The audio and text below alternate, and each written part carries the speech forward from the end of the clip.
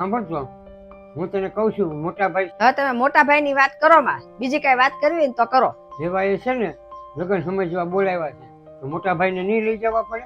એને કાંઈ લઈ જવાની જરૂર નથી, ઈ આપણી યાર બોલે છે. મોટા ભાઈ સિવાય થોડાક લગ્ન સમજવા જો ભાઈ? કાંઈ એની વગરનું કાંઈ કામ નહીં અટકી રે. તમે મને એક દાખલો આપો કે કોઈની વગરનું કાંઈ કામ અટકી રહ્યું એમ. કામ અટકે નહીં, પણ ફરક જરૂર પડે હો. નાનપણથી અમે હારે રહ્યા છીએ, સુખ દુઃખમાં અમે હારે જ હતા. તમારા ઘરે પેલો પ્રસંગ છે તો અમારા મોટા ભાઈ ન બોલાવી શકો? મારી તો એક વાત નહીં સાંભળે.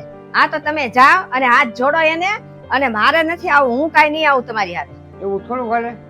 ભાઈ ભાઈને પ્રસંગ થોડો સારો લાગે? તું તો સમજદાર છો. હારે આપણે બે જઈએ. હું એકથી લાખે નથી આવવાની. હારે તું મને એક વાત કે જયારે આપણે તકલીફ પડતી હતી ત્યારે કોણ આવતું હતું?